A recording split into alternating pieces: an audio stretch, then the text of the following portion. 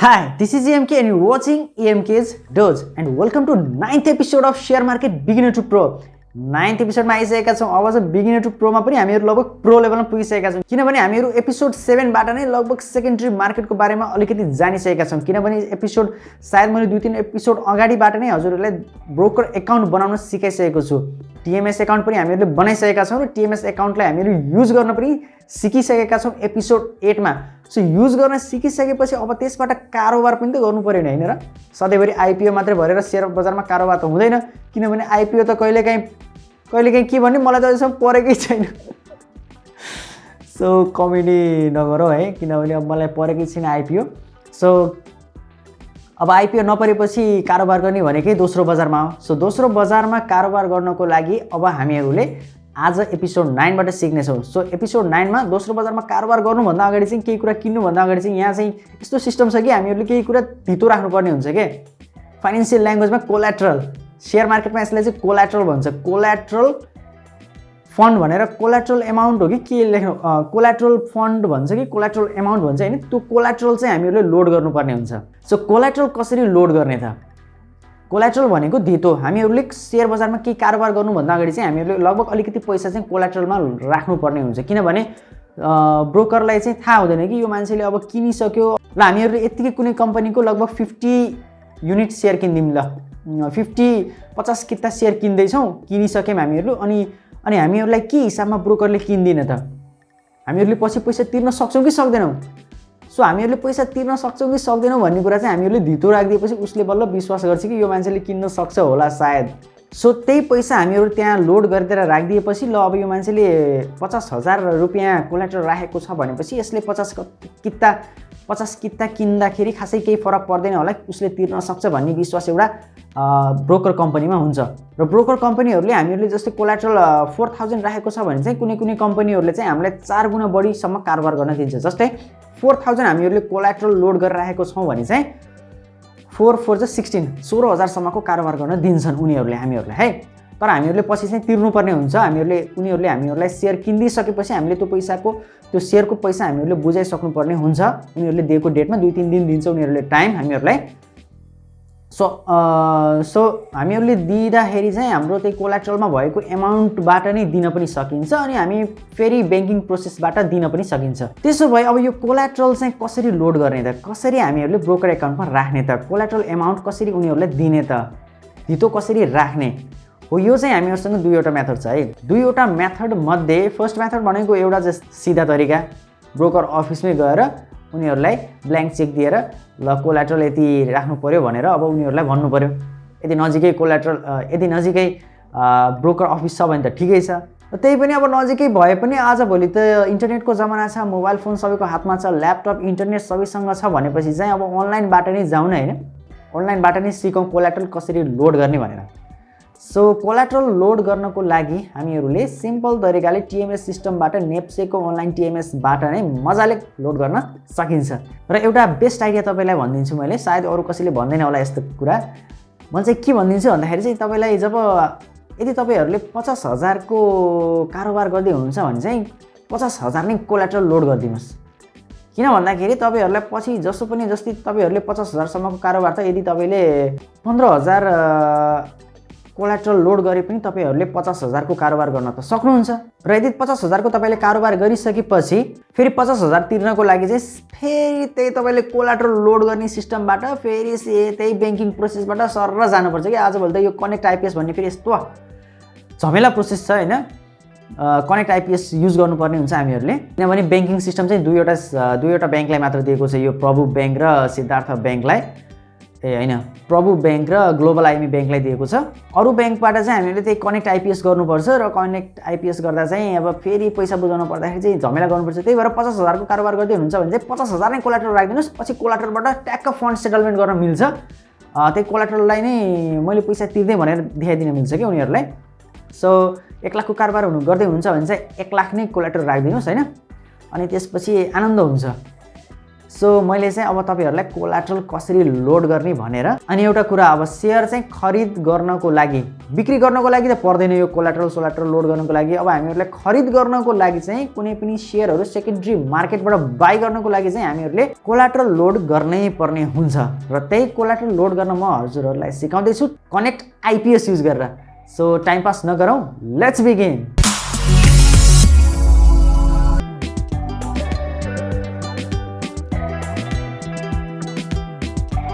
र यदि मोबाइल प्रयोग गर्नुभएको छ भने आफ्नो मोबाइलमा कुनै पनि ब्राउजर इन्टरनेट चलाउनको लागि कुनै पनि ब्राउजर ओपन गर्न सक्नुहुन्छ म चाहिँ यही गुगलको यो क्रोम ब्राउजर ओपन गर्छु क्रोम ब्राउजर है किनभने यो धेरै जसोको मोबाइलमा यही क्रोम ब्राउजर हुन्छ आजभोलि सो यो क्रोम ब्राउजर ओपन गर्ने बित्तिकै हामीहरुले यहाँ माथि देख्न सक्छौं 3 डट राइट साइडमा 3 डट देख्न सक्छौं 3 डटमा क्लिक गरेर अलिकति तल गइसकेपछि डेस्कटप साइट भन्ने छ हामीसँग यो डेस्कटप साइटमा क्लिक गर्छौं हामीहरु यसरी डेस्कटप साइटमा क्लिक गर्ने बित्तिकै यो चाहिँ डेस्कटप मोडमा जान्छ डेस्कटप मोड भनेको अब चाहिँ हाम्रो यो सेम कम्प्युटरको जस्तै इन्टरफेस भइसकेको छ माथिको 3 डटमा क्लिक गरेर तल गएर डेस्कटप साइटमा चेक गर्नु पर्यो अहिले फेरि मैले अनचेक गरेको छु फेरि तल गएर डेस्कटप साइटलाई चेक गर्ने बित्तिकै हाम्रो यो सेम टु सेम डेस्कटप साइटमा जान्छ भन्नाले अब कम्प्युटरको जस्तै स्क्रिन भयो र यसरी चलाउन चाहिँ सजिलो हुन्छ त्यो टीएमएस को वेबसाइट पनि आज चाहिँ म यहाँ अलिकति शेयर किन्छु यो प्रभुको शेयर किन्ने कोसिस गरिरहेको छु हेरम किनिन्छ कि किनिदैन तर चाहिँ मैले यसको 364 लेखेको छ लास्ट ट्रेडेड प्राइस र 364 इन्टु म 20 किता किन्न गइरहेको छु 20 किता किन्दा चाहिँ कति हुन्छ 364 इन्टु 20 गर्दा कति हुन्छ 700 समथिङ 7300 समथिङ होला सायद सो त्यसको लागि चाहिँ अब फर्स्टमा चाहिँ कोलाट्रल डिपोजिट गरौँ है त कोलाट्रलको लागि चाहिँ यता सिधा अब हामीहरु चाहिँ यो साइडमा राइट साइडतिर फन्ड म्यानेजमेन्ट भन्ने छ फन्ड म्यानेजमेन्टमा क्लिक गरिसकेपछि अलिकति तल कोलाट्रल म्यानेजमेन्ट भन्ने छ फेरि म यो कोलाट्रल म्यानेजमेन्टमा पनि क्लिक गर्छु अब कोलाट्रल म्यानेजमेन्टमा क्लिक गरिसकेपछि लोड कोलाट्रल भन्ने छ यहाँ लोड कोलाट्रलमा क्लिक गर्ने बित्तिकै यहाँ चाहिँ अब हाम्रो बैंकहरु सोधेको छ पेमेन्ट टाइप अमाउन्ट र रिमार्क्स सोधेको छ अब बैंक चाहिँ म यहाँ क्लिक गर्छु अब बैंकमा सीधा तरिकाले बैंकको आईडी र पासवर्ड लगइन गर्ने हो भने चाहिँ हामीहरुलाई प्रभु बैंक र ग्लोबल आईएमई बैंकको अप्सन छ तर यो बाहेक अरु बैंकमा हामीहरुको अकाउन्ट छ भने चाहिँ हामीहरुले कनेक्ट आईपीएस बाट जानुपर्छ सो म चाहिँ अहिले यो प्रभु र ग्लोबल आईएमई बैंकबाट गइन कनेक्ट आईपीएस मा क्लिक गर्छु किनभने सबैको प्रभु र ग्लोबलमा खाता नहुन पनि सक्छ सो कनेक्ट आईपीएस मा म क्लिक गर्छु अब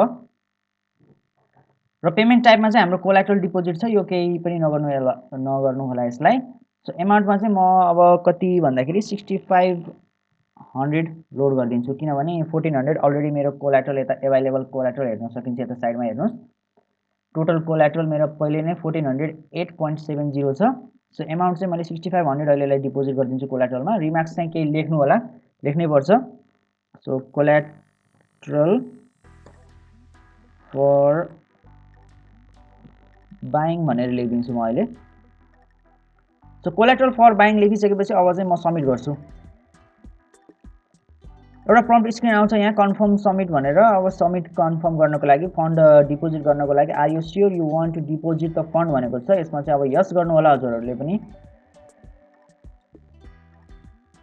यस गरिसकेपछि अब चाहिँ कनेक्ट आईपीएस को फन्ट पेज खुल्छ है कनेक्ट आईपीएस को इन्टरफेस आउँछ यहाँ अब कनेक्ट आईपीएस को हजुरहरुसँग युजर नेम छ कि छैन यदि छैन भने चाहिँ बैंकमा गएर माग्नु होला उनीहरु फेरि बनाइदिन्छन् कनेक्ट आईपीएस को आईडी र पासवर्ड पनि यो चाहिँ अब हामीहरुलाई अनिवार्य नै चाहिन्छ तपाईको कनेक्ट आईपीएस वाला युजर नेम र पासवर्ड हुनै पर्छ सो मैले चाहिँ अलरेडी बनाइसकेको छु सो मेरो युजर नेम राख्छु मैले यहाँ युजर नेम इन्टर गरिसकेपछि तल चाहिँ यो क्याप्चा कोड आएको छ हैन यो चाहिँ अलिकति मधुरो हुन्छ हैन यसलाई चाहिँ बुझ्नको लागि गाह्रो भयो भने यता रिफ्रेश बटन पनि छ हामीहरुसँग सो मैले चाहिँ एकचोटी रिफ्रेश बटन दबाएँ अब चाहिँ के लेखेको यो DFY6E DFY6E भयो जस्तो लाग्यो सो यति लेखिसकेपछि म साइन इन गर्छु र साइन इन गरिसकेपछि अब चाहिँ फेरि हामीहरुलाई पासवर्ड माग्छ आईडी अटोमेटिकली आउँछ र पासवर्ड हामीहरुलाई माग्छ र पासवर्ड चाहिँ फेरि म मेरो पासवर्ड लेख्छु यहाँ कनेक्ट आईपीएस को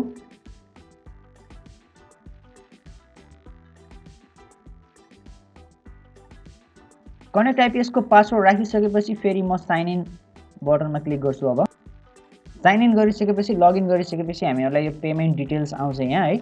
पेमेन्ट डिटेल्समा चाहिँ अब क्रेडिटर आइडी लेखिदिएको हुन्छ, ट्रान्जेक्सन एमाउन्ट हामीहरूलाई लेखिदिएको हुन्छ हैन, नेट डेबिट एमाउन्ट, अनि त्यसपछि कति जान्छ हैन। यहाँ चाहिँ 10 रुपैयाँ एक्स्ट्रा चाहिँ हामीहरूलाई यो कनेक्ट आइपिएस बैंक अनुसार हुन्छ। यसले चाहिँ हामीहरूलाई 65,000 ट्रान्सफर गर्दा चाहिँ 6,500 रुपियाँ हामीहरूले चाहिँ कोल्याट्रल लोड गर्दाखेरि चाहिँ हामीहरूको यो 10 रुपियाँ एक्स्ट्रा चार्ज गरेर 6,510 रुपियाँ एक्स्ट्रा लिएको छ।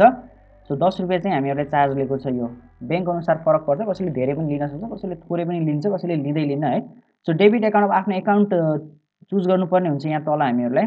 सो डेबिट एकाउन्टमा चाहिँ अब मेरो यही एउटा एकाउन्ट छ, यसैले मैले सिलेक्ट गर्छु र एकाउन्ट नम्बर सिलेक्ट गरिसकेपछि मैले चाहिँ अब सिधा यता सबमिट गर्छु र सबमिट गर्ने बित्तिकै एकचोटि फेरि हजुरहरूलाई आफ्नो मोबाइलमा वान टाइम पासवर्ड ओटिपी आउँछ, त्यो एसएमएस हेर्नु होला एकचोटि आफ्नो मोबाइलको। सो त्यहाँ चाहिँ ओटिपी आउँछ, त्यो ओटिपी कसैलाई पनि नभनिकन आफूले राखिहाल्नु होला।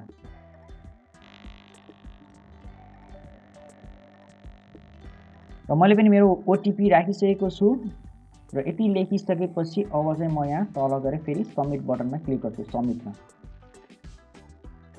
Please verify the transaction before reprocessing भनेको छ। अब चाहिँ हाम्रो यहाँ प्रोसेसिङ भइरहेको छ।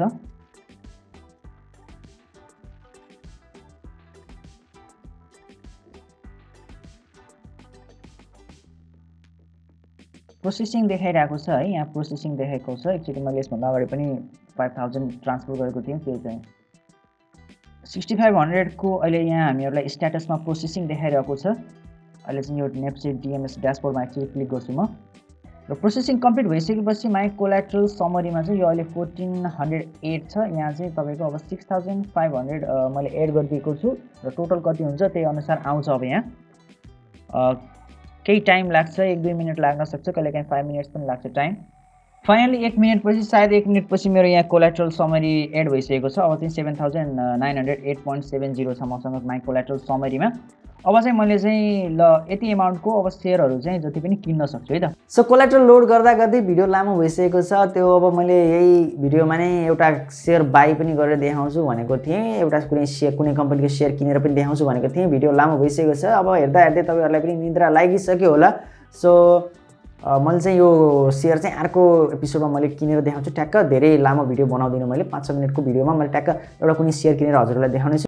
तपाईहरुलाई मेरो भिडियो कस्तो लागिरहेको छ कमेन्ट गरिदिनु होला र कमेन्टमा केही प्रश्नहरू छ, जिज्ञासाहरू छ भने पनि तपाईहरुले सोध्न सक्नुहुन्छ। मैले त्यसको रिप्लाई अवश्य पनि दिनेछु र नयाँ हुनुहुन्छ भने चाहिँ सब्स्क्राइब गर्न पनि नभुल्नु होला। साथीभाइहरुसँग शेयर मार्केटको बारेमा जानकारी लिन खोज्ने मानिसहरुलाई यो भिडियो शेयर गरिदिनु होला, उनीहरुले पनि हेरुन्, उनीहरुले पनि केही कुरा सिकुन्। So stay connected, stay safe and see you in next episode. Bye.